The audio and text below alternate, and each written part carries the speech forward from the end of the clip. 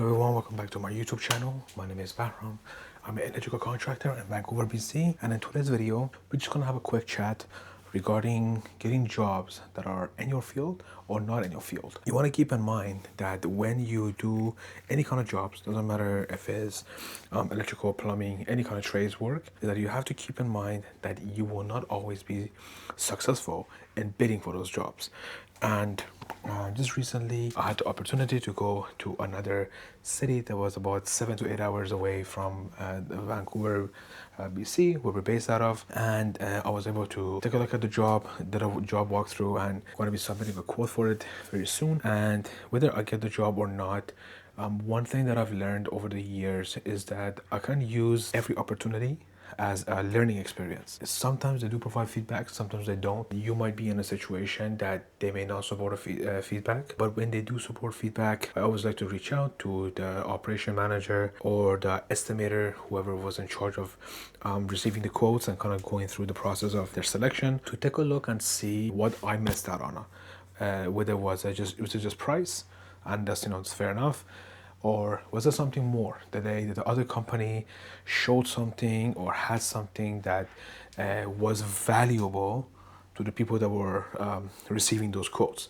Now, it may or may not be clear. Over time, you might see that if, let's say, you have a very nice proposal put together, it looks very professional, got a nice letterhead and all that stuff, that looks nice and looks professional. I've created one of those as well for myself. If you know that when you're putting that together, the wording that you use, the way you break down your cost, something that's very important too, and I've started to doing that as well. Sometimes with the jobs that you want to quote, they also look at the previous experience for similar type of jobs. For example, a while back there was a job that I submitted a quote for that I did not get, was for office building, like a brand new commercial build up, meaning that they just have grass right now, so they're gonna break ground, obviously do all the concrete foundation, pipe work. It had a hydro pad mounted transformer on site with an electrical room, and then running all the electrical to all the units and all the suites. And that was something that I kind of got all the blueprint printed out, went through the whole thing, and kind of spent about 2 days going through everything. And once I submitted the quote, it was unaccepted. That one in particular, I did not know why. It could have been the price. It could have been maybe experience that whether I had or I didn't have with previous jobs that we had. And of course, I don't know who else is going to be bidding most of the time. So it could be a bunch of local bigger companies or even local to that area. This one that I'm talking about, this again was a little bit further away from Vancouver, roughly 3 hours away. So sometimes they also look at that to make sure maybe the other companies are local. It kind of helps them with making sure that if something comes up, if any change orders come up, they're able to be there within maybe a day or two, rather than being out of Vancouver, being already a couple of hours away, might be busy with other jobs here.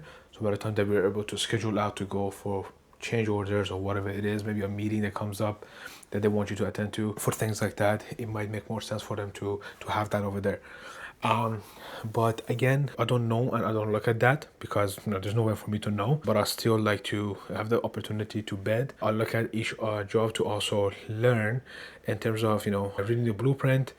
I might come across something that I haven't seen before within the blueprint. I'm also like learning more and more how to understand the blueprint and look for key things that may not be mentioned in the blueprint as well, that there's listed some other times I've seen it, but in that case it may not be noted. And then it might be like something that I gotta check the addendum that they issue as well to see if it's something that along those lines that they have issued and they explained it. For a really quick example, sometimes in the contract and in the blueprints, there's no mention on who will be supplying the lighting for this job, right?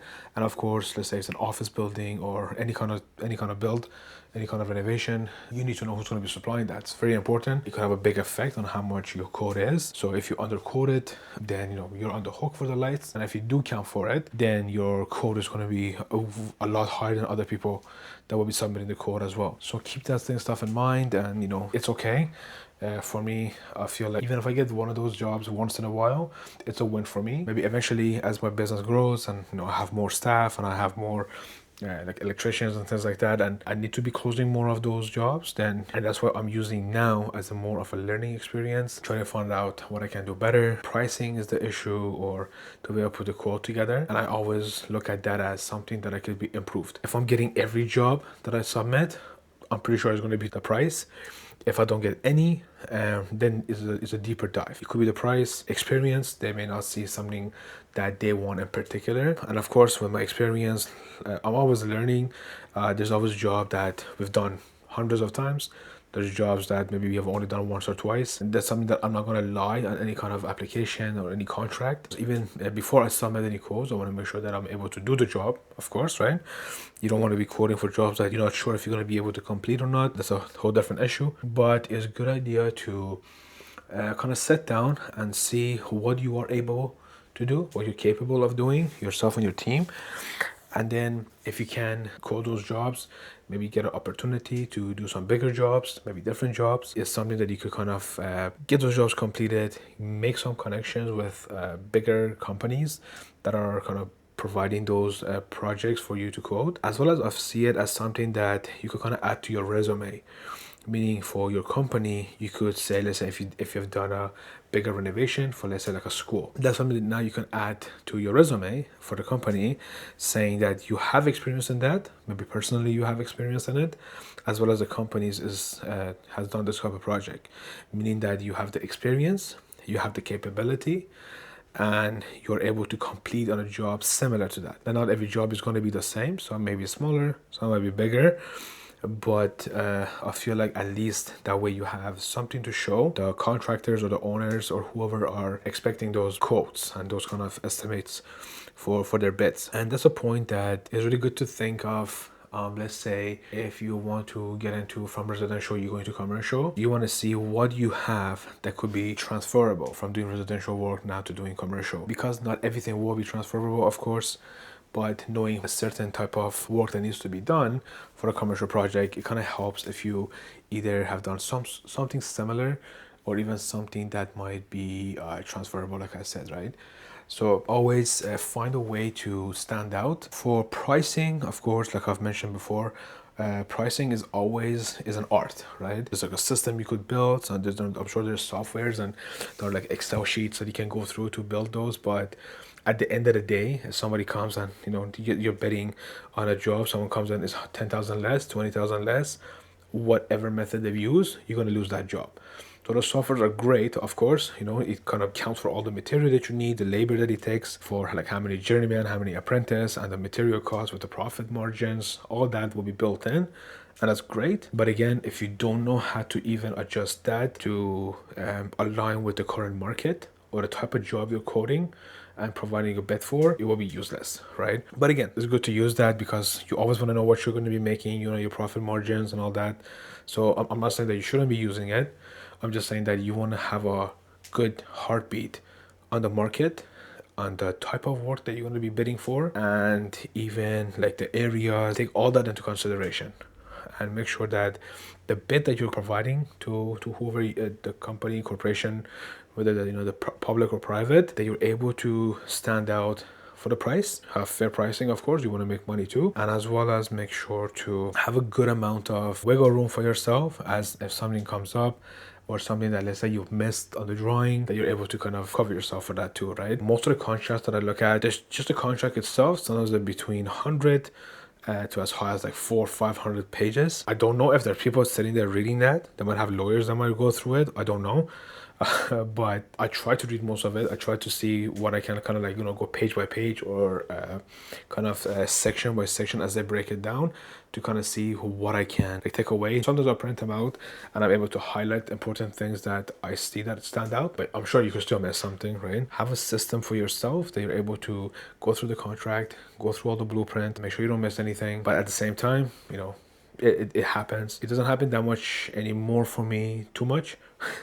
I can't say 100%, but it does sometimes. But you're gonna miss something, right? You're gonna miss a point about maybe a rooftop unit. You're gonna miss something regarding some septic, a system they want to upgrade that you gotta provide power for.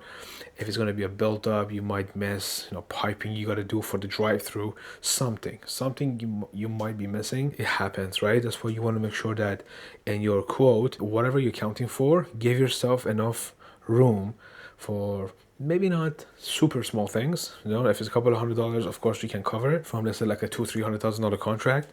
But something that's between 5 to 10,000, you're still okay.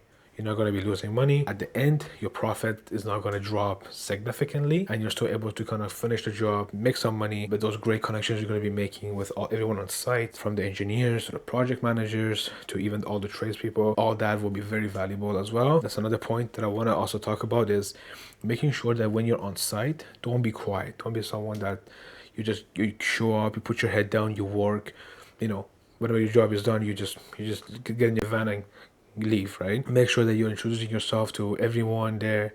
You don't know who knows who, right? You might meet a general labor helping a drywaller whose uncle is also a contractor, right? You don't know who knows who. So always be polite, always be professional on sites, and always make sure that you're able to take time. You can call it network, but I won't even call it network. I just call it, being social, right? And when you're there, don't be the quietest guy there. You don't want to be loud. You don't want to bother people when they're working. But when everyone's on lunch, they're just sitting down, relaxing, kind of going by, talking about the weather, mentioning the scope of work that everyone is doing. Compliment someone, something you saw them doing, right? I remember one time I actually met a plumber who was running his piping. It was in a commercial, a nail salon. The way he ran the pipes and all the shut-off valves and all the stuff he had, I don't know what they were, but it looked very nice. He ran them so neat. Everything was, like vertical, horizontal, going down, perfect 90s, and the step outs was perfectly done. And I actually complimented him on him. And it's like, oh, thank you. Like, no one has ever actually just came and complimented me on my work, right? It might be something very small, but it might be something very meaningful. And that plumber in particular even introduced me to another contractor that he was working with. And I'm still working with that contractor, and I still see the plumber, and we're kind of good friends that way too. So keep that in mind. You're not gonna win every job. You're not gonna win every contractor. You're not going to become friends with everybody. Everyone you network with, not everyone's gonna come out giving you jobs or being someone who's I would say quote unquote valuable for the company, right? Again, like referring you to another contractor or another customer. But just because you don't know which one will be, I prefer to kind of go that route with everyone, meaning network with everyone, be polite, be nice, be respectful. Some other trades, they don't like to share their tools. Someone might come in, they might have forgotten their drill, right? All of us have a spare drill in the van, and he's like, oh, do you have a drill? I'm like, yeah, let me just give you my spare one, right? Just make sure you return it by the end of the day. They always do, right? And I've never lost tools. No one ever stolen tools from me, nothing like that. Again, when you're respectful, your patience, you're nice and to everyone, they always return that. Some people have seen racism at job sites. You meet rude customers, rude contractors. I could say that I haven't had that experience, which I'm glad that I haven't. And even if I do, that's the way that they see things, that they feel the need to say or act out the way that they do.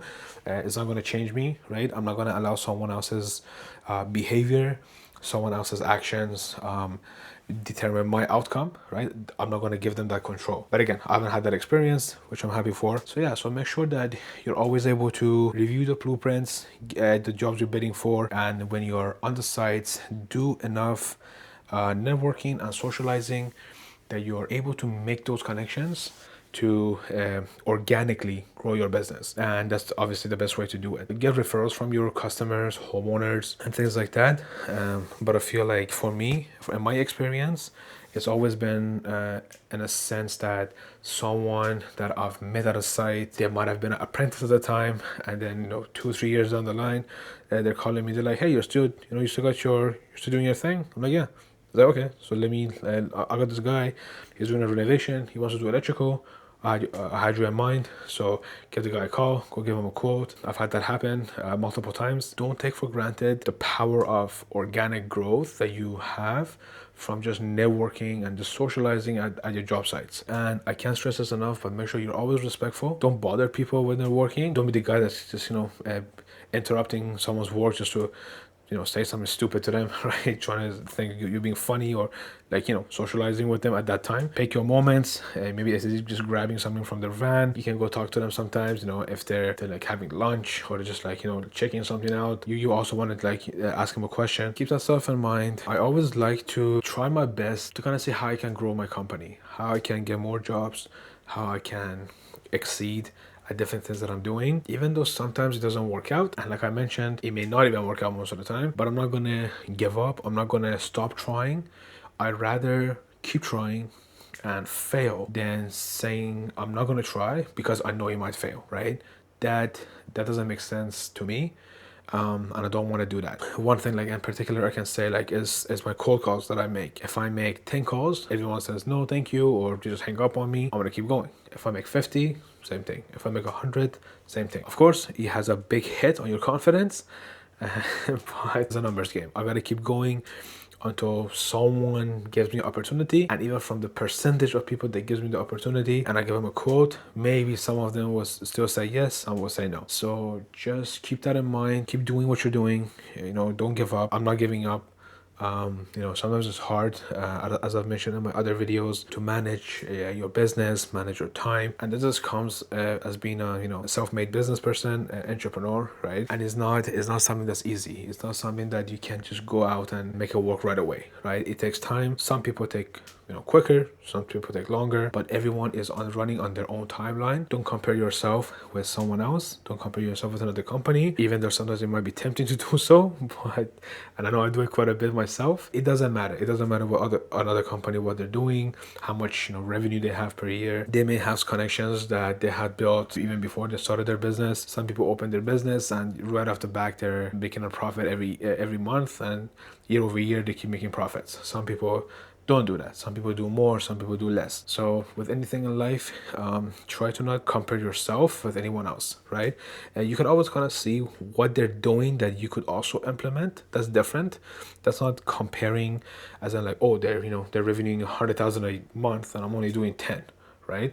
It's more like, okay, so what are they doing? What kind of companies they're working with? What activities are they doing in terms of advertising and marketing that might be getting the results that you also want? That's different. That's not comparing. That's just, business, right? Take what someone else is doing that is working and applying it to yourself and your own business. I feel like I don't see that as being the proper way to comparing numbers or number of employees they have or the type of work they're getting, right? And very soon I'm actually doing a course that I'm or like a training program that I'm doing that I gotta fly out to Toronto. It's going to be for Generac backup generators, for residential type of generators. They might have some maybe training or topics for commercial or industrial. As far as I know, it's only for residential. So in my case, once I do that training, I'll come back. I might do some advertising and marketing around it, and I'm gonna see how much of that I can kind of get under my business. And again, it's something that I'm gonna put on my resume eventually down the line. If I get a bigger job in a commercial or industrial setting that they want generators, I know the workings of it. I know how to install them. I know how they work. I know how to wire them. I know what type of transfer switch they might need, just because of at least I started somewhere, right?